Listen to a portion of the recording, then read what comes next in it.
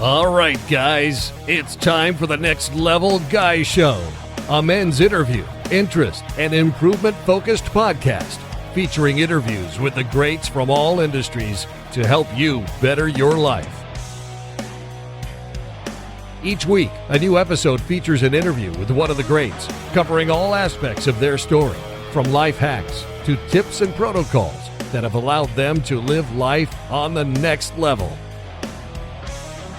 We then highlight concrete action steps that you can use to improve your life. And now, your host, Ian Dawson McKay.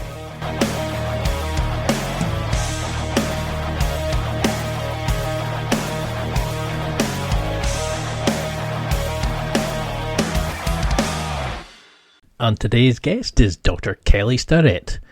Dr. Kelly Starrett is a coach, physical therapist, two-time New York Times and Wall Street Journal best-selling author, speaker and co-founder of The Ready State, the world's most comprehensive collection of guided movement, mechanics and mobility instructional videos which have gone on to revolutionize the field of performance therapy and self-care. His clients include professional athletes in all major sports, including the National Football League, National Basketball Association, National Hockey League and Major League Baseball, Olympic gold medalists, Tour de France cyclists, world and national record-holding Olympic lifting and power athletes, CrossFit Game medalists, ballet dancers, military personnel, and competitive age division athletes.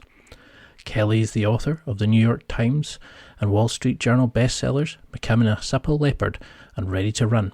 He's also the co-author, with his wife Juliet, of the Wall Street Journal bestseller, Deskbound. His latest book, Waterman 2.0, offers water sport athletes a comprehensive guide to optimize movement and pain-free performance. Kelly and his work have been featured on 60 Minutes, The View, The Joe Rogan Experience, CBS Sports, Outside Magazine, Men's Health, Men's Journal, and dozens of other podcasts, magazines and books, including Tim Ferriss's The 4-Hour Body and Tools of Titan. On top of co-founding The Ready State, Kelly and Juliet also started San Francisco CrossFit and Stand Up Kids Together, which is a non-profit dedicating to combating kids' sedentary lifestyles by bringing standing and moving desks to low-income public schools. To date, Stand Up Kids has converted 95,000 kids from sitting to standing. The Ready State Virtual Mobility Coach provides user-guided mobilization videos customized for your body and lifestyle, including a personal pain prescription to fix your aches and stiffness, guided pre- and post-exercise mobilizations tailored for your training and sports schedule, and mobilizations for your off days to maintain your range of motion and reduce your risk of injury. K-Star likes to spend time with his wife Juliet and two daughters, Georgia and Caroline. He also loves to mountain bike, paddle and sauna.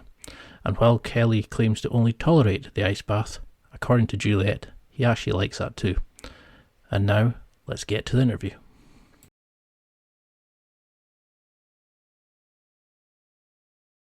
Well, thank you so much for coming on. You're one of the bucket list guests I've always wanted to have on this show. But for people who maybe don't recognise you, I would identify you as a thought leader, mobility and movement, and a very handsome guy. What would you say if somebody asked you who you were? How do you define yourself?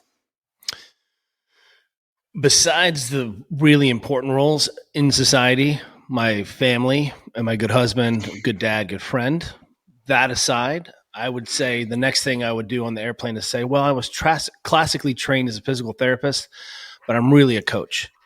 And what I try to do is help people untangle the mess or the limiters of their performance, whether that's in sport or pain, or we're trying to help kind of create a more robust society. Where are the pain points? Because my experience currently working where I've worked and the things I get to see and all the dirty laundry has given me a really unique perspective on where people have a hard time feeling durable and feeling good. Very great answer. Now, you originally came over from Germany to the United States. What was your sort of upbringing like? How did that kind of lead you into becoming so interested in movement patterns, mechanics, and things like that? How did that shape you? I grew up in a single child of a single working mother. My mother was a professor of psychology. And so I sat in the back of a lot of her lectures, learning a little bit too much awareness too soon about processes, memory, learning behavior. I learned early on about myself that I was really interested in pattern recognition. So I didn't use that word per se, but what I really needed to understand was I needed to understand how things connected. I needed to understand the relationships between things if I was going to understand the thing. And so that was a way of really understanding learning. So, I was interested, if I learned a new skill, how did that skill connect to a whole bunch of other skills? How did that skill, how was it recursive? How did it iterate on the things I already knew? And growing up in Europe, I was exposed to lots of sports. And what I'll say, I think, about my growing up, kayaking and skiing and playing footy, is that we really valued the best athlete in our group as the kid who could do the most skills, the kid who could pick up the new skill the fastest. And for me, I think that was really, important because I didn't come up in a sort of very traditional strength and conditioning society. I used to kid around with my mom. I was like, Mom, if I had a little classical ballet or some Olympic lifting, I could have made something of myself, and she's like, well, we were poor and I did the best I could. I was like, hang on, Mom, just kidding. But I didn't have a lot of formal movement training. What I was exposed to a lot of good coaching at a high level. I remember being a young kid in a ski racing camp taught by Andre Arnold, who had won the World Cup. And that kind of way he was thinking and the technicality and explaining the whole to the parts and those relationships really spoke to me. And I remember thinking, like, this is how I like to learn. So I have this very technical experience and really worshiping the generalist and myself identifying as generalist. I don't know if I was very talented at any one of those sports. I had good success, but really the thing is that I was really interested in all of the sports and playing and being competent across this domain. So what I think is interesting is that because I didn't have this kind of classical strength and conditioning model, I remember coming to the United States when I was a freshman in high school and deciding I was going to play American football. Had never played American football, didn't know anything about it really, but my mom was like, you'll meet some kids. I think you'll like it. Your dad was a college quarterback. And I had to go in and do some testing for some lifts for the freshman team. And because I came in a little late, I didn't do all the testing. But I was able to front squat more than I was able to back squat. And of course, I'm sure it was like 20 kilos, whatever. I was a 14-year-old. But the idea here is that my capacities of play showed up in my ability to learn a new skill and to perform that skill. And it wasn't based on a little bit of what we've obsessed about now in strength and conditioning, which is power, wattage, gym culture, how much time we're in the gym. And we've forgotten necessarily because of that, why we're training in the first place, to make better athletes. So that an athlete or a person can do their job or be more useful to the team or however we define that. So I think it was really important for me that I didn't get caught up in the minutiae of the material of training. I was caught up in the actual training itself. And now we see that people have literally lost that narrative a little bit in terms of what is essential and why are we training and what's the training for? How do we express that besides having abs in the gym for Instagram? It's very confusing for people. I mean, do you think that's why that you've become so successful, that you had that kind of oversight of such a wide range of sports, that you've worked with some elite athletes, but you also work with a lot of like normal people as well, and that you also have that interest from a different side of mechanics. How do we get to the point of understanding our movements enough to get to that point? Because, with our current treatment modalities, it's buggered. Okay, I'll go get surgery and I'll fix it. How do you start encouraging people to understand that they should come to somebody like you to do prehab rather than rehab? First of all, I'll say that the older I get, I'm turning 50 this year. The experiences that I've had working with national teams and Olympians and, seeing a lot of dirty laundry, it's all about behavior change. So I'm going to leave here today. I'm wearing my Cal Berkeley coaching outfit. I'm going to go over and watch the women's water polo team, who I get to work with, have their first season of the game, first season of the game of the season. And so much of what I do, we don't need high level micro technical aspects with these incredible athletes. My job is to be able to come in and support the staff and the athletes so that they can go play more effectively. And it turns out the greatest limiter for that is all behavior change.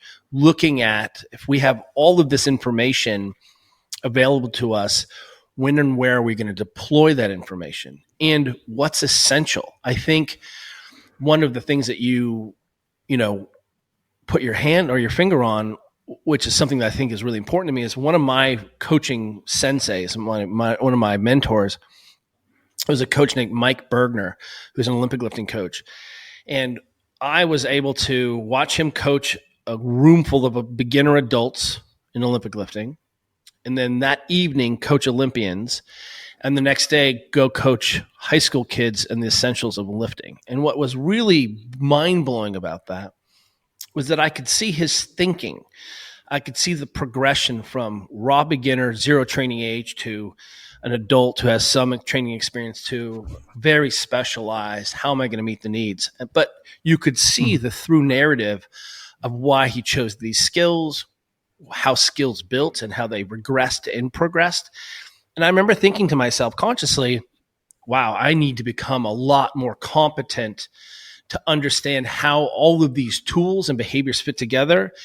What is the essential behavior that we can continue to build? And more importantly, where we are right now, and the thing I'm kind of obsessed with, is taking what we think is good practices and spin them backwards and try to transform society with them. So I think sometimes we come back to that original idea. Why am I even competent in my job? I really like to see patterns, and I need to see how things relate. So it's easy to go down a rabbit hole and become a specialist or a devotee of a certain thing. But ultimately the goal is X.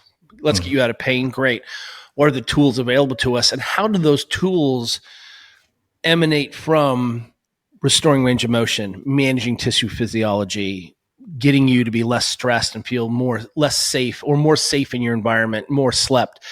And by the way, those are the same tools we're going to talk about if you want to go win a world championship. So that's the thing I think I'm really continuing to struggle with and innovate on or iterate on. How do we start, and where do we start with some kind of aspect of society so that we can end up with who ultimately is the best learner, has the best coaching, has the best genetics, not who was able to manage all the dysfunction in their life the best to accidentally win. Right? I want to reproduce high performance so that people can live their lives the way they want, pain-free or self-actualizing, and not have those choices taken away from them. So how do you start with, a client or somebody who's brand new to it, or, maybe, 40 plus, etc. Because you said in the Joe Rogan podcast, we don't know the software of our own bodies. We're not given the manual to use. So how do we start then understanding our knees don't need to be dodgy? We don't need to have a pain in our back. We can actually be fit and healthy and able to walk up a flight of stairs. Yeah, we can deadlift a heavy load, but we shouldn't be out of breath going up a flight of stairs. How, because you've talked about we should be living to 100, robust, anti-fragile, just being able to live life. How do you start getting somebody into that understanding that they can be healthy and fit? They don't disintegrate as they get older. Yeah, it's easier for me now as a coach. When someone comes to me, I have less issues of buy-in, right? People are like, I'm coming to you, I know what your experience is. But ultimately, keep in mind that, I'll quote my wife here. My wife, Juliet, our CEO, thinks I'm probably just an average physio. She's like, you're probably just average, your skills, She gives me a wink. She's like, but you're really, really good at giving people permission to move and to own their own process and experience. That, and that piece of it, I think I am decent at. So when someone comes in, ultimately, remember, as a coach, you're looking through lots of plates of glass at the person. And each one of those plates of glass you're looking through, each window is a filter. Health, metabolic conditioning, being less gross, body composition, strength. What's the goal? And people will come for a lot of different reasons, right? They're afraid. They're tired of knee hurting. They can't occupy their role in society or their job, can't do their sport. Starting to realize that just what was working for them and has worked for them their whole lives so it doesn't work all of a sudden. So ultimately, we want people to come in with whatever is important to them, but we're still going to squat today because this is what training looks like. So I think sometimes it's easier to reframe the basics and essentials when we're working with someone in terms of, hey, I know you want to get body composition under control or you want to have less pain, but this is what we're going to do. We're going to do the body composition, less knee pain squat. Oh, you really want to go win the world championships? Great. We're going to do the win the world championship squat. And what you can start to see is that underneath there is a first conversation of what is essential in my training beliefs. What positions, what skills do I think a person should have? And then I can start layering up and layering down to meet one of those specific needs, or I can then, after this 1 hour, have the next conversation. And ultimately, if you're a physician, imagine if you got to spend 3 to 5 hours a week with a patient. That would be a revolution in healthcare. That is what we call hyperlocality. That is the potential of a coach or an instructor or a trainer working individually with a single person. We have 3 to 5 contact hours to reflect unconditional positive regard, to shift loci of control, to begin instruction about nutrition and sleep and what's going on. And simultaneously, it's all in the language of strength and conditioning. The strength and conditioning, the actual fitnessing, if you want to use that, if it's not strength and conditioning, you're just trying to burn calories and have fun in the gym, fine. But that is the seed kernel from which we can actually begin to transform society and have more nuanced conversations about how did you deal when the metabolic stress got really gnarly on the assault bike? How did you deal with that psycho-emotionally? How did that change your breathing? How does that breathe? I mean, you can certainly see that this gives us a context to be able to untangle, hey, I see you don't have any hip extension. Let's see if we can improve that with our training. How do we, instead of just arguing about physiology, did I put another kilo on the bar for this bench press? That doesn't change anything, right? That's a sort of a temporary goal. And if your goal is to bench in the world, awesome. But ultimately, what we're looking at is, are you exposing your tissues? How do we have a conversation about your environment? How do we have a conversation about you coming to know yourself? I have a young Olympic lifter who is a national title holder. She's going to go to the Worlds this year. She's 16. She's an incredible athlete, and she is discovering that Olympic lifting is a really harsh partner, that she's sore, that, it doesn't go right sometimes, that, she has to take care of herself and she has to do all of these things in order to lift these heavy weights over and over and over again. And what she's coming to realize is that Olympic lifting is the vehicle by which she's coming to understand herself. So I think that's what we could begin to view strength conditioning or training, physical training as a vehicle to understand ourselves and a context by which we can then say, hey, let's talk about nutrition. Let's talk about sleep. Why? Because those things impact our performance and our body composition and our power and all those things. So do you think this is sort of down then to a problem with sort of poor understanding of why we're doing certain movement patterns? So people think I'm squatting for power, where they're squatting more for their hip hinge ability, or, they're not understanding why they're doing certain mechanics. So they then load up the bar with far too much weight, and then they don't know when their own mechanics breaks down or their hip hinging, it becomes a bat wank in the squat, or, those sorts of things. Is it, do we not understand just basically the movement patterns we should be using and just how we should be able to move up and down in 3D, etc., before we start adding weight to the bar? Do we need a beginner's course again? I think we can always beginner's course. I have some of the strongest friends in the world, and they say things like, oh, I just started deadlifting for the first time like 2 weeks ago. I'm like, you pull 800, but you just started to understand deadlifting? Like, okay, that's unusual. The idea here is, ultimately we have done a poor job in society of creating, let's call them movement vital signs or physical vital signs.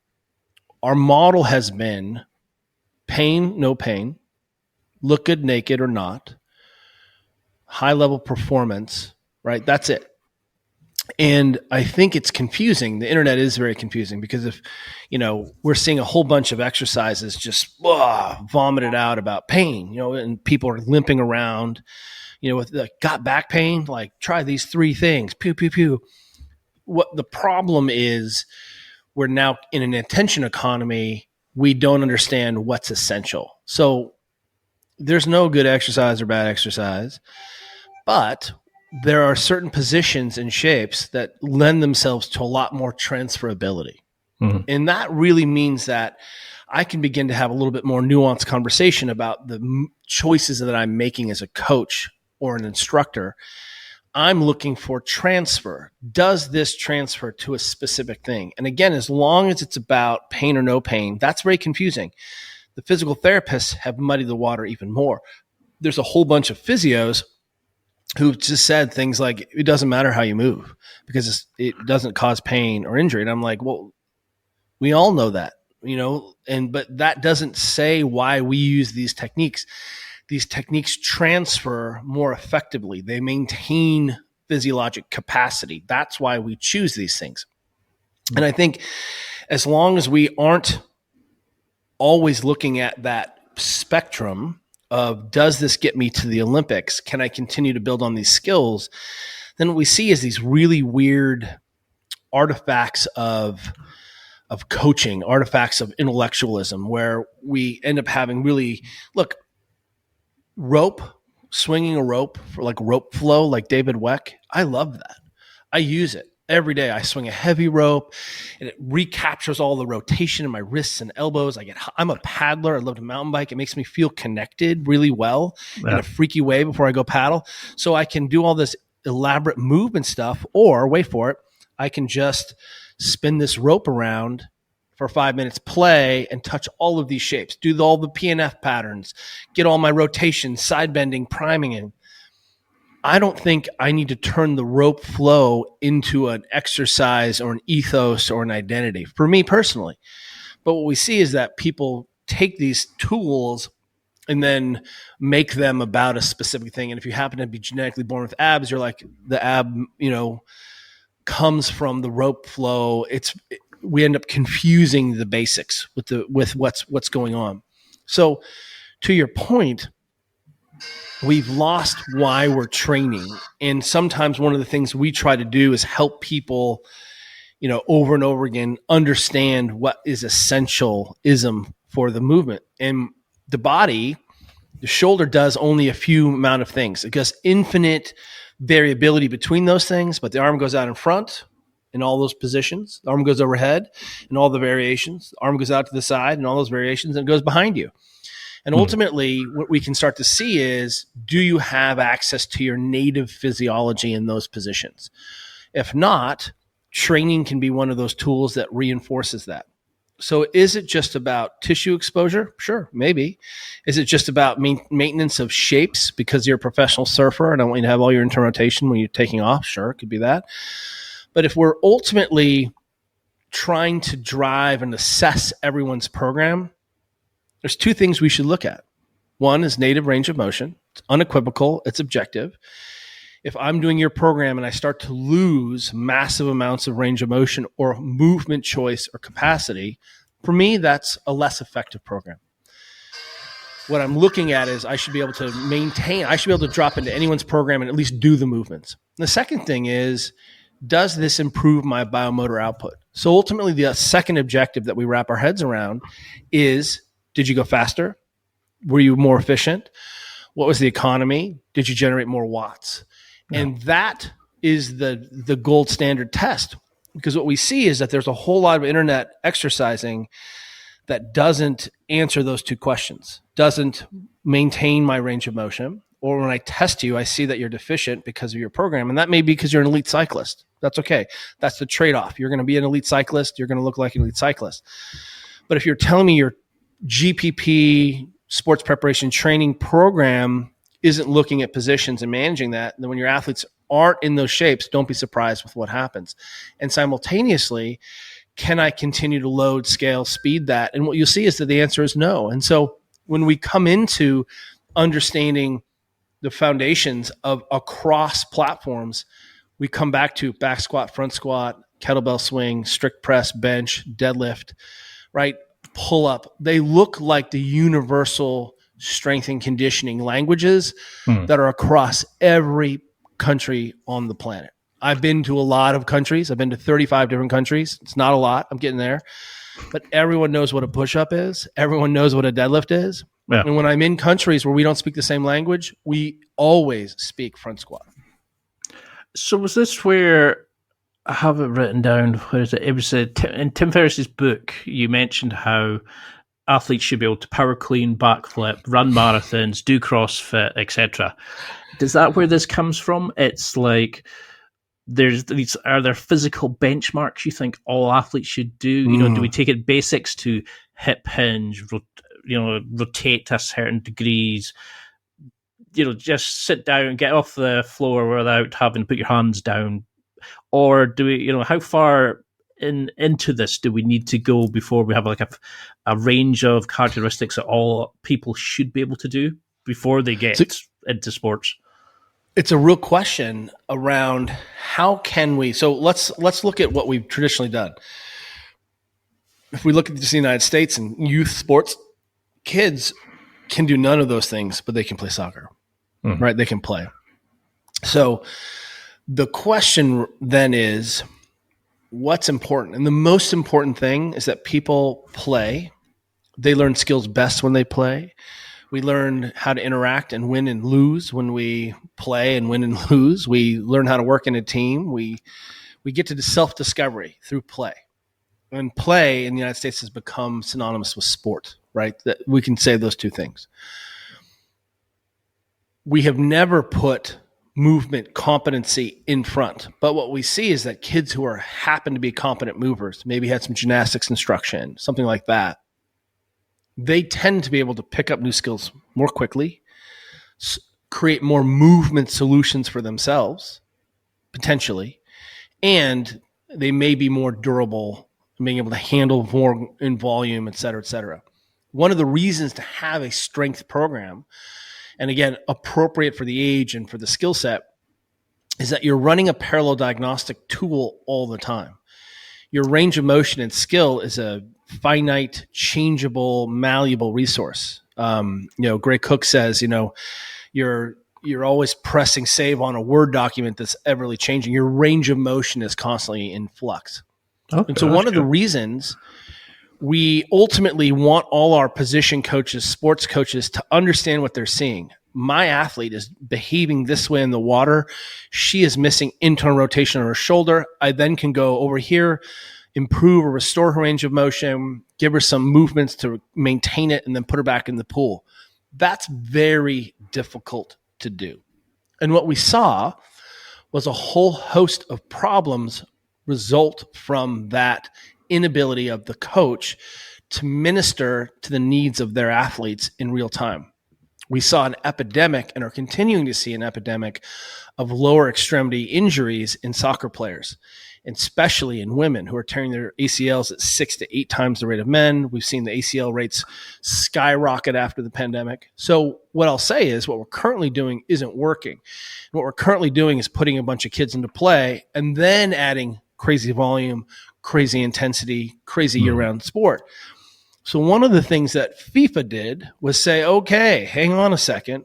This is a real problem for existentially for our culture. Let's create a really simple jump safety mechanics program. And what they found was that people who did that, I think it took 15 minutes, like 3 times a week, 15, 20 minutes, 3 times a week, very simple hopping drills.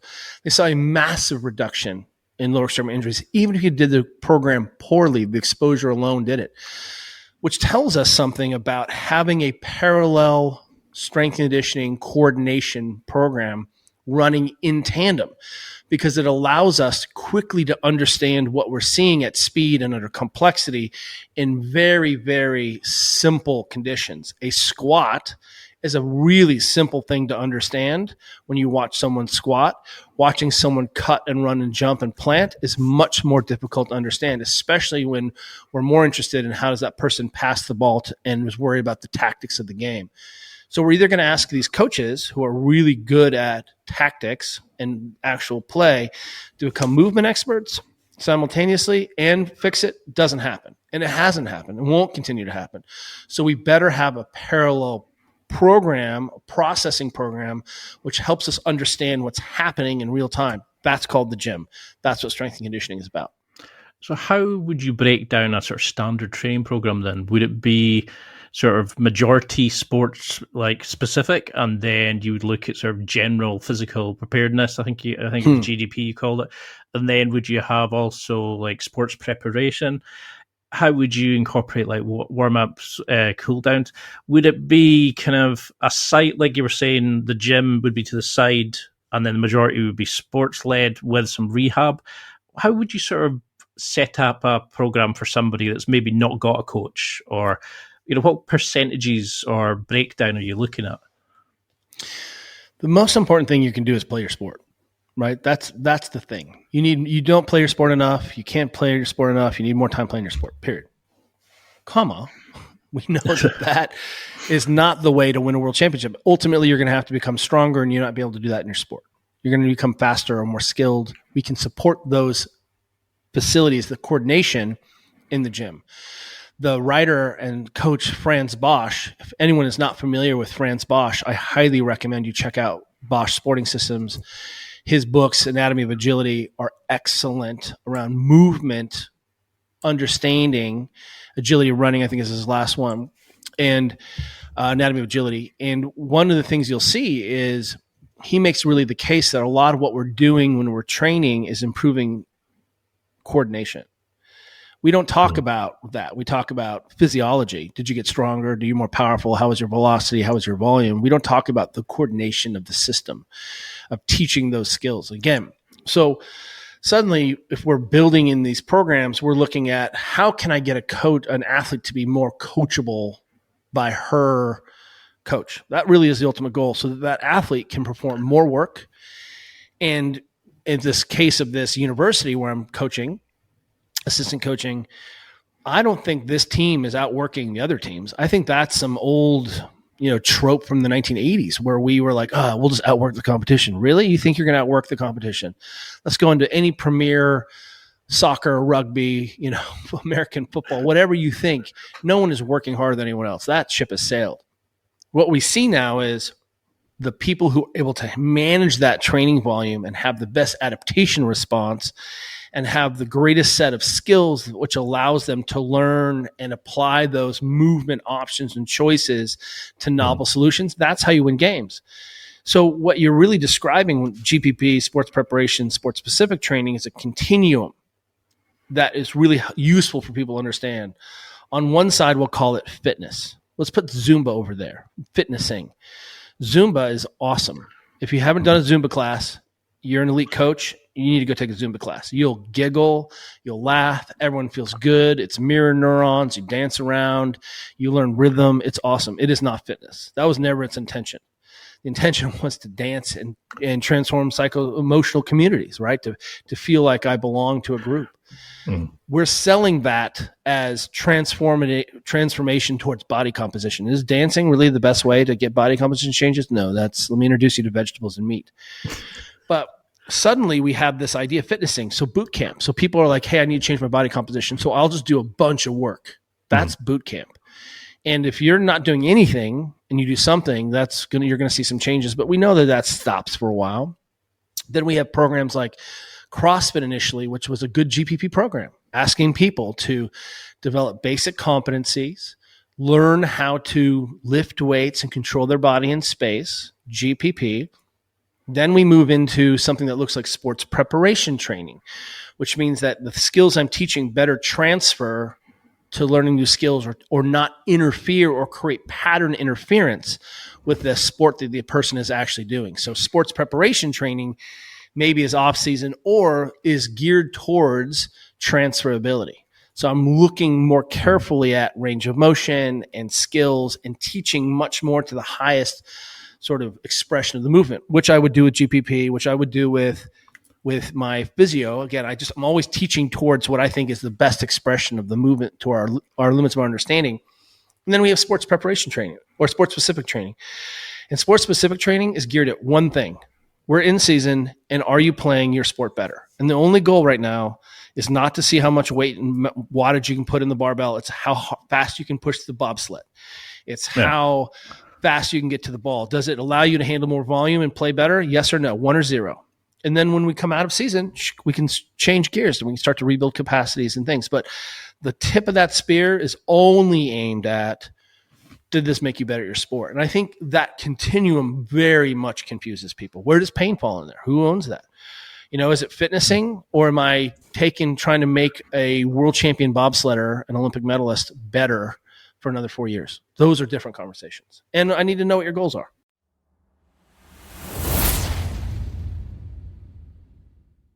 It's time for a quick break. There are millions of potential products to buy, so how do you know which ones are worth your hard-earned money? Simple.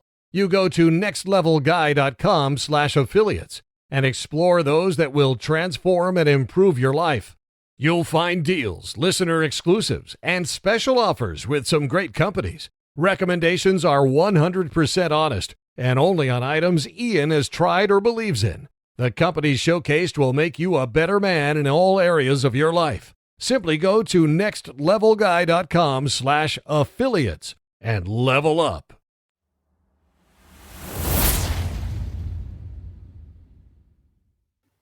And how much of a sort of emphasis on problem analysis do you give to the client? How do you train them to look at their own mechanics, their own movement patterns, and start identifying, it's almost like seeing it from above. You start noticing, I butt wink when I go too low here. I need to work on this, or I feel off when I'm maybe rotating at the when I'm throwing a baseball or something like that. How do you start getting people to understand their own movement, or is that something a coach really needs to do because you're seeing the whole athlete? I think we have confused hard work and gnarly physiology for success, right? As long as I'm burning, I'm getting better, right? I'm brutally sore from that workout. What we try to do is have people feel what's going on. Early on, they need lots of knowledge of results, and then we start to pull those knowledge of results back. This is basic motor learning, movement learning theory. We do lots of block practice, then we move into random practice as a really cursory overview of this. We, for example, when we teach squatting, hinging, pulling, jumping, stepping, we come back to a basic foot pattern pressure position. So that ultimately, when we're moving or having someone learn a new skill, they have a feeling of what they should be feeling. And it's not always external feedback. If I do a movement and I turn and you tell me what to fix and I can't feel or I'm not aware, then I have a dependency where I'm going to look to you and say, was that good? Was that a good bench? I can't tell. I blacked out. Yeah. Right. So ultimately, we need to teach people to what the points of performance are. That might be a language you're comfortable with. Or ultimately, what is that supposed to feel like?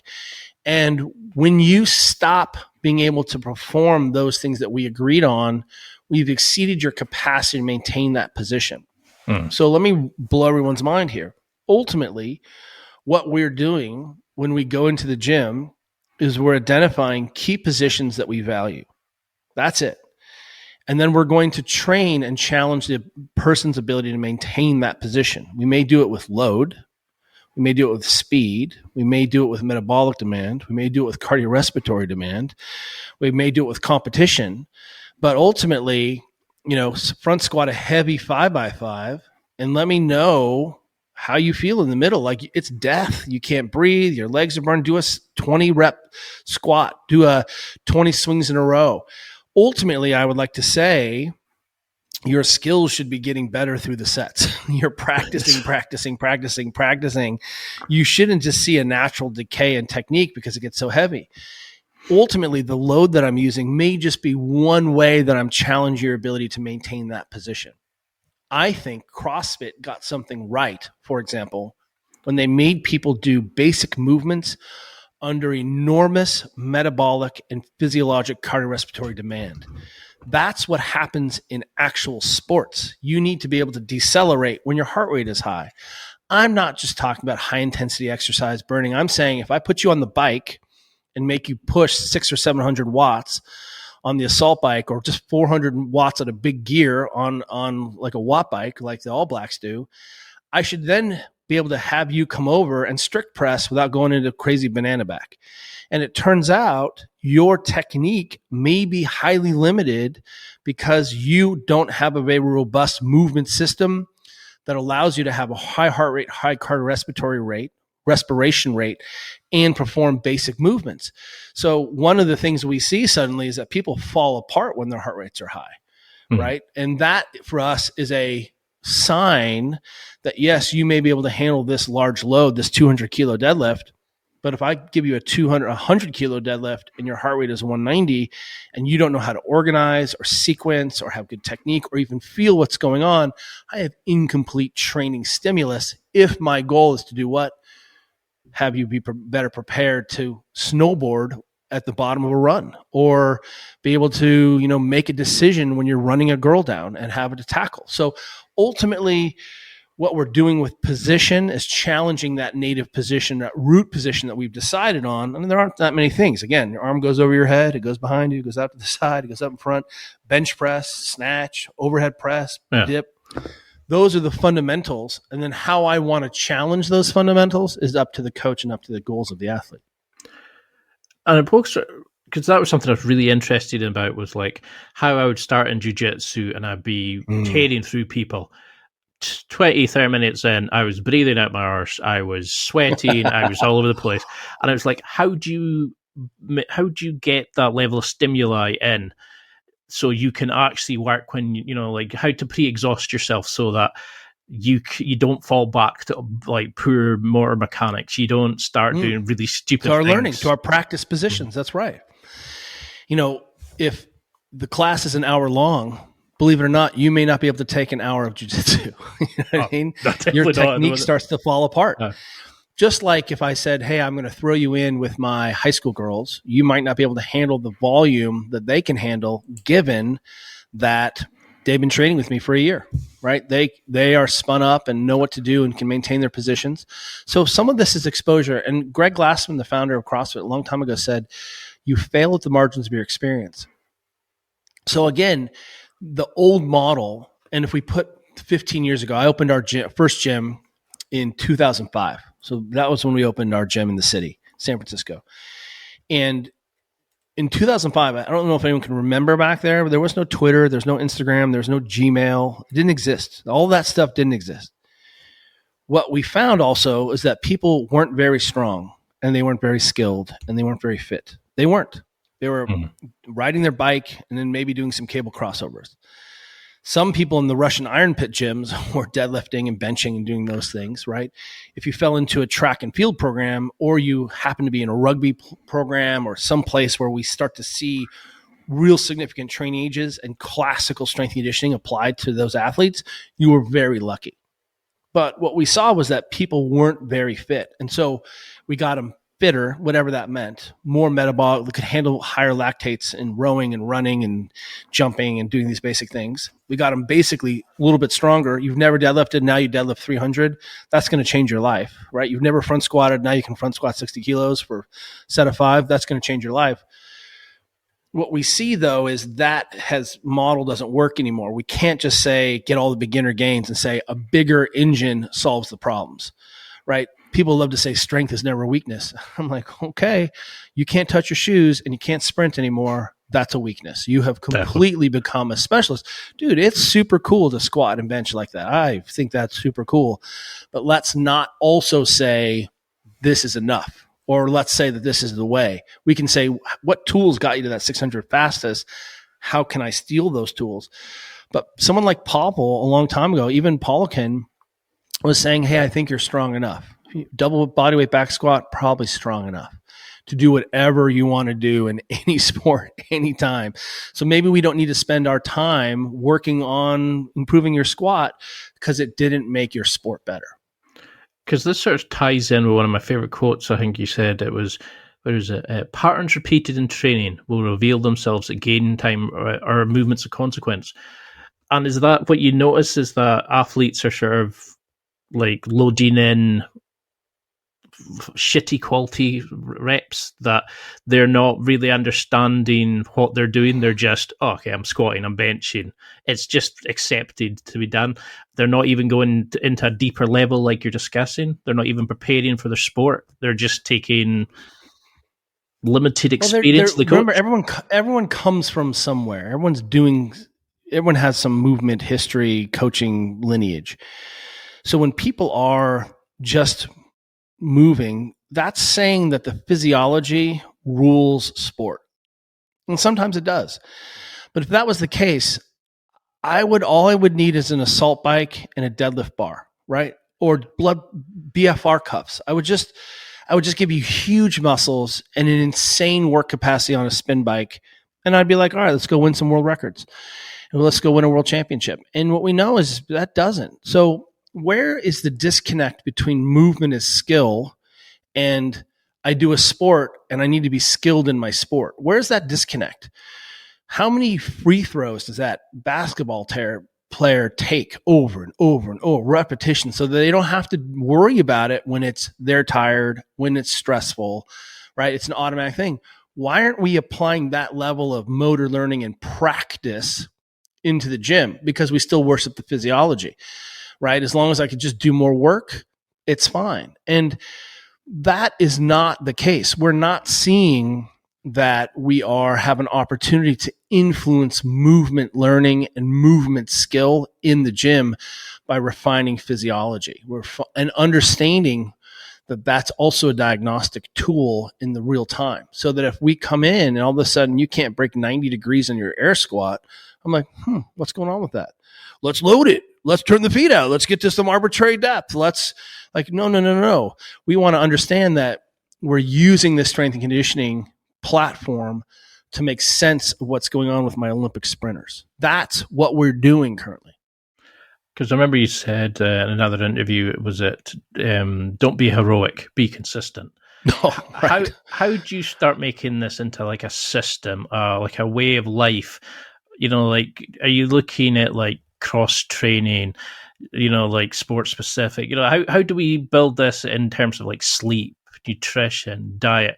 Because people think, I go to the gym, I'm fit and healthy, but they can't walk up a flight of stairs. They're out of breath, putting the bins out, but they can maybe like, twat a baseball over a great distance. How do we become 3D fit rather than just that narrow channel? So if I have a critique of Becoming a Supple Leopard, which is 10 years old in April, what I would say is there wasn't room in that book to talk about what you should do in your day-to-day life. What do I do? And what you just described is the same continuation of, we think this is normative hip flexion. This is how much your knee should be able to come to your chest. This is what every doctor says you should be able to do, every chiro, every surgeon. Knee moves this much, joint moves this much. So if you don't do that, what's wrong with you? Why is that? We can become curious. It's not good or bad. We just saw that, something's up with you. You can't do what we think you should be able to do. More importantly, not passively, but in the context of an actual movement, like a squat, like a big step up, something like that, right?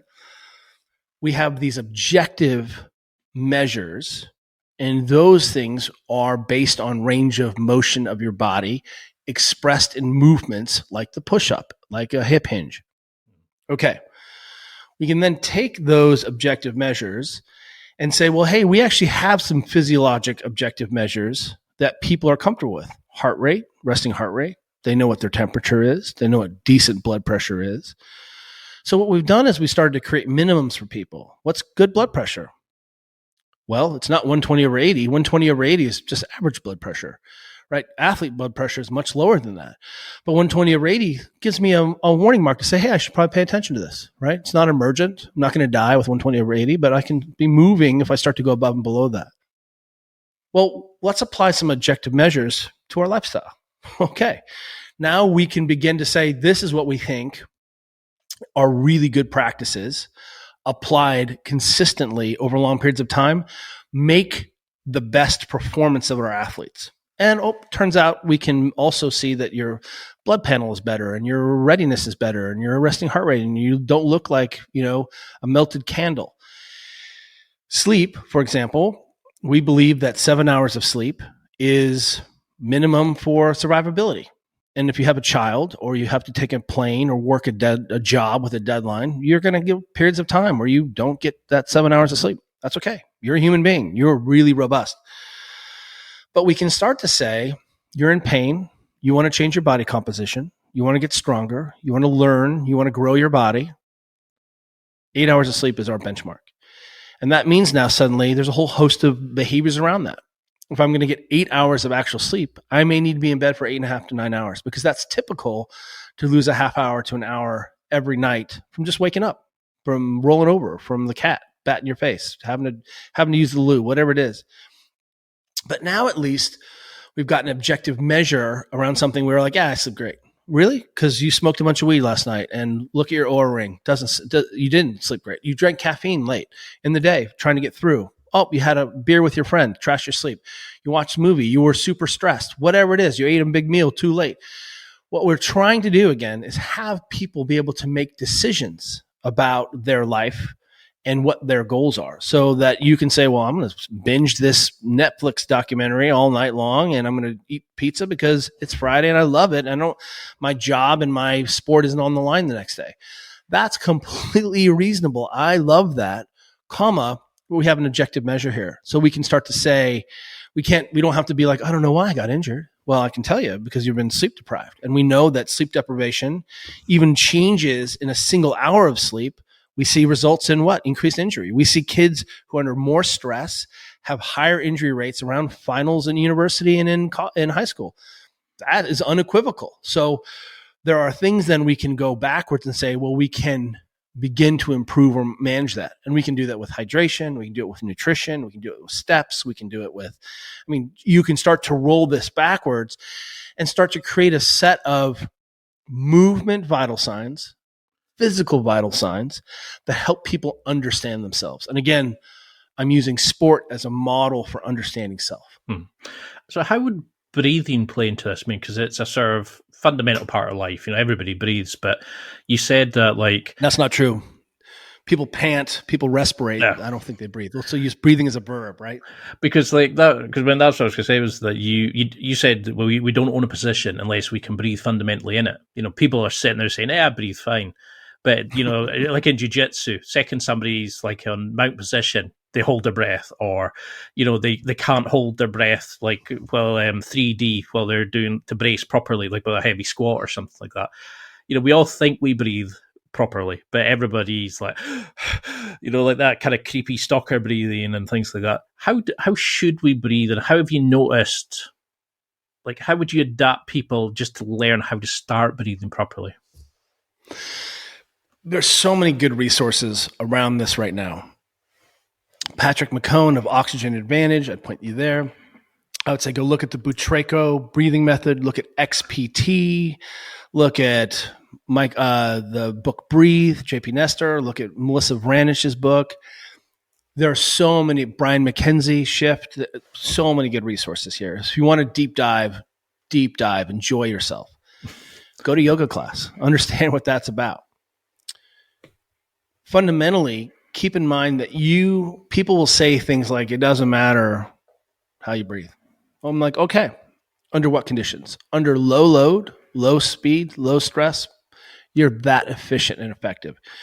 We know from anecdotal evidence, we'll call it anecdotal evidence, which is a small subjective experiment. Someone lost his lung and he still climbed to Everest. That's how amazing human beings are. Yeah. You can climb Everest with one lung. If a horse gets pneumonia, oftentimes that horse dies because the efficiency in that system is so fine. The tolerances are fine. Lose a lung, welcome to Everest. That's remarkable. But as soon as we start talking about overbreathing or the diseases of breathing, clenching your jaw, headaches, right? Overbreathing, gum disease, all of those mouth breathing, suddenly you're starting to say, okay, well, those are downstream effects from what? Well, maybe something is less efficient or less effective. We've come to realize from the work of people like Brian McKenzie and Leon Chaitau, et cetera, that oxygen really isn't the big master chemical we thought it was. It turns out CO2 is the master. And for everyone who knows this, forgive me, but for those of you who don't, the CO2 is the big driver of needing to breathe. And one of the things we know is that your body's ability to tolerate CO2, higher CO2 levels, circulating CO2 levels, means that you can actually take more oxygen off the hemoglobin. So if I haven't trained you to be really tolerant to that toxicity, gnarly, burny, I feel ugly, I'm getting wheezy feeling, and I haven't trained your brainstem to say that's okay, then you'll immediately stop your force production. You'll slow down. You'll pant and breathe and catch up. You have enough oxygen. Your oxygen saturation is still in the 90s, high 90s likely. Mm-hmm. But what we start to see is you start to become better and more tolerant at handling those higher CO2s. And then you can infinitely strip down oxygen into the 70s easily and still be winning the Tour de France. That's an incredible reservoir of performance. One of the easiest ways to think about breathing is that we use breathing for a lot of the metrics that we use. But one of the things we say is, well, let's get you into a position where you can take a bigger breath. So if you and I are looking at each other right now, and I just say, hey, can you get into a different position where it allows you to take a bigger breath? You'll intuitively sit up, pull your rib cage down, head will come taller, your pelvis will be more midline.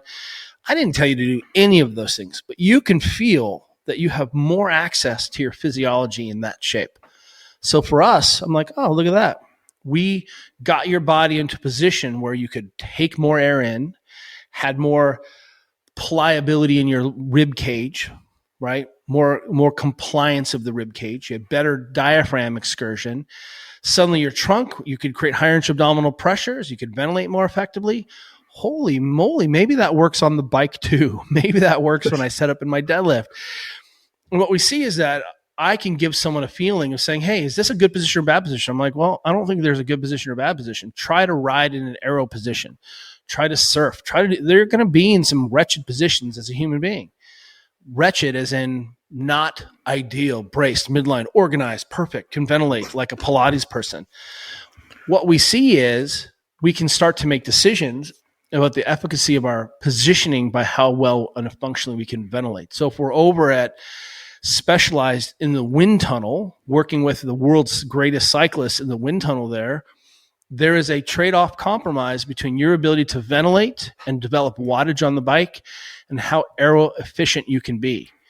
So I can put you in a super aerodynamic position, but you can't breathe or pedal. So it doesn't really work. At some point I have to start to trade off. Well, then I can start to say things like, well, are you breathing effectively in that position? What's going on with your tongue and the roof of your mouth? Do you have full hip flexion? Are there things that we can do with your body to improve and give you more choice so you can be more aero and still develop more power? One of the first things that anyone can do all the time is just breathe through your nose. What you'll see is if you have a little resistance, diaphragm has some resistance to pull against. It will function better. And all of a sudden we start to go down this rabbit hole of, oh, why can't I breathe through my nose? Well, I'm panting. Well, when I breathe through my nose, my CO2 tolerance goes up really fast. Or my CO2 goes up really fast and become intolerant. I get freaked out. I breathe through my mouth. So what we're seeing is this cardiorespiratory system is highly trainable. And when we start looking at breathing efficiency, breathing mechanics, we see radical improvements in VO2 max, in tidal volume, in resting heart rate, and ability to shift sugar burning, right? The glycogen way, way, way down the line. We can be way more running at much lower heart rates, which is more efficient. I mean, choose something. Eventually you and I are going to talk about breathing efficiency and training. Even Lance Armstrong's coach, A.G. Ferrari, the crazy Italian Uber, coach, realized that he's like, the legs are a limited resource. The lungs are unlimited. So he made a conscious effort to shift everyone's work off the legs and onto the lungs. They started running at higher RPMs and challenging that cardiorespiratory system instead of the muscular system. And what ended up happening with the help of some performance-enhancing drugs also, we saw improved performance and wattages on the bike. I love it. I love how there's just so many levels you can go into this, and how small changes can bring such big impacts. And I can't believe it's almost been an hour. It feels like 10 minutes. I've got a bit starstruck as well. But if for somebody, one of my questions used to always be, what would we take from this? But for somebody who's listening, who wants to become a Supple Leopard, become 3D fit, healthy, what would you say to them? What would you want them to take from this interview and you going forward to be a better person, healthier person, fitter person? You should have a model to address simple pain. I want to give everyone a clear message here. One is, pain is not the barometer. Pain is not the barrier. Pain is not the marker. Pain is your body's request for change. It's trying to get your attention. And I want you to start treating pain, which is not a medical problem, like wattage, like poundage, like time. I want you to start using pain as an objective measure. I have pain here. It doesn't mean I'm crippled. It doesn't mean I'm injured. It's my body telling me something is up. I need you to pay attention. That's very subjective. Your pain may be very high and it doesn't register for you. Me, my experience with pain, my parents' experience with pain, I'm super sensitive. You touch me, it hurts. Doesn't matter. That's my own experience. But the resting state of the human being is pain-free. And what we end up happening is that we've been telling people it's a medical problem for a long time. And subsequently, we've left people to self-soothe however they want. They either ignore it or they stop doing the activity like walking or running or lifting or moving or jumping. Or they use bourbon or they use THC or they use ibuprofen. And we just say, what tools? Look, it's not my problem. It's a medical problem. But since you're not going to go see a doctor for this, good luck on solving this yourself. We consider pain a medical problem for a couple reasons. And these are easy for everyone to understand. You have a clear mechanism of injury. You stepped off the curb. There's a bone sticking out your leg. You heard a snap. Go see a doctor. That's a great reason to, right? My kid is limping around. Go get it checked out. You don't have to, tough it out. I had a daughter who broke her arm and it was late in the evening and she was skiing and we weren't sure it was a break. The next day, she's whimpering all through the night. We're like, let's go get a picture. It was broken, right? You know what I mean? It's okay to get your kids checked out. Yeah. Second is that you have something that looks like a fever. You've lost consciousness, dizziness, nausea, vomiting, something that feels like there's pathology going on. I have dengue fever. I have rabies. Go get checked out. The third thing, though, and this is crucial because it's usually the pain people are dealing with. If your back pain is so severe that you can't do your job or occupy your role on your family or pick up your kids or do your job on the team, you're now in what we call injury. This is injured in our definition. My knee hurts, but I can still run and do my job and play. That's not an injury. That's part of training. That's like, hey, I sucked at wattage today. My poundage, I got blast in every sprint we did today. Coach is like, what's going on with you? You're like, I got in a fight with my girlfriend and I drank some beers with my friends. Coach is like, okay, be better tomorrow. If I'm suddenly running and my knee hurts, we're like, I don't know, maybe it's knee cancer. Maybe we should get an MRI. Maybe we've completely lost our mind. So you should have a tool to begin to tug at what seems like a very complex knot. Sleep, nutrition, hydration, myofascial work, breathing. There are tons of very effective techniques, isometrics that you can deploy to make yourself feel better, self-soothe. So that's one thing I want you to understand, that you are responsible for your pain. Go get help when you can. Otherwise, take a crack at it. And it's a lot easier than you think to make yourself feel better. That's really, really true. The other thing is I want you to walk more and sleep more. And ideally, you would spend 10 minutes a night taking care of your soft tissues. What's stiff? Get on the ground.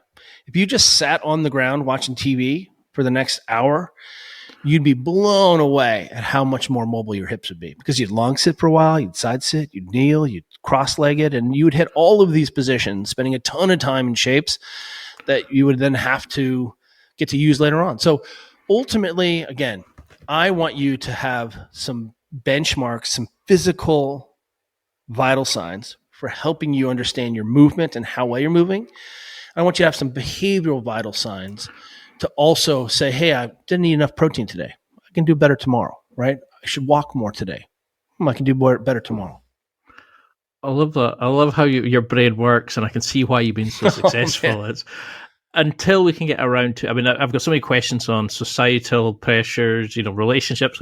I'm so intrigued about you talking about how you had to make friends everywhere you went, and you became great at making friends. So I'm so interested to go into that. I've got ones on about making a mobility toolbox, so much more. But I'd love to have you on again. It's been an absolute joy and a pleasure. But for people who would love to follow you, read your books, follow your podcasts and things like that, how can we keep in touch? How can we follow the journey of the incredible journey that you're on now?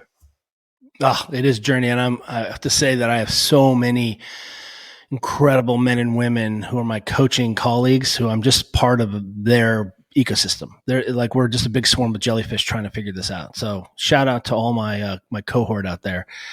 The easiest thing to do is you can start following the Ready State and see how I think about this on social media.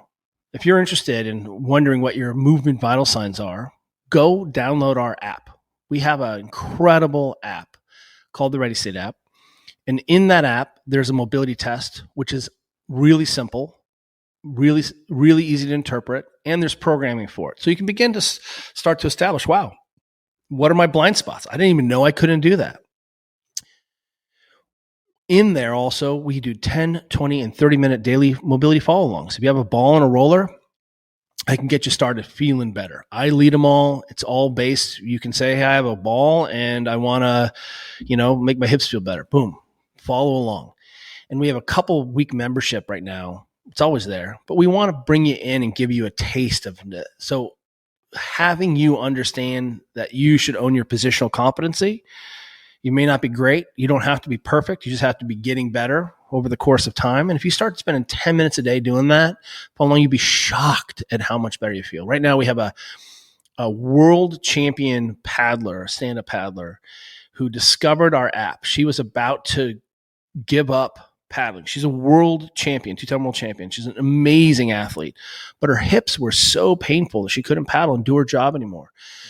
Independently of us, she started testing her mobility, doing the hip spin up, doing a little targeted soft tissue work. Boom, guess what? She's back slaying, no hip pain, managed that whole thing. She went from, I think I'm going to retire, probably need a hip replacement too. Oh, I was just stiff. And I didn't know what inputs to go in.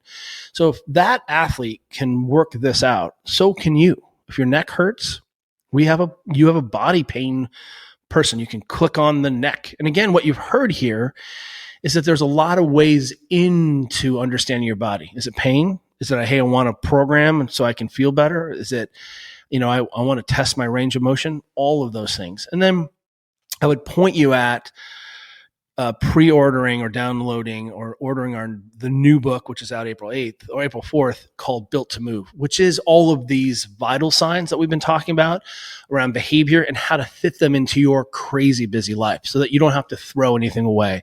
So that if you just want to feel better, be more durable, or you're a fitness person, but you want to be able to help your aunt get off her blood pressure medicine, or you have an uncle or a cousin or a neighbor who, is, insulin sensitive or whatever it is, you can hand them this book and say, here's a place to start. And we can continue to build on this book as your fitness journey includes. So check out Built to Move.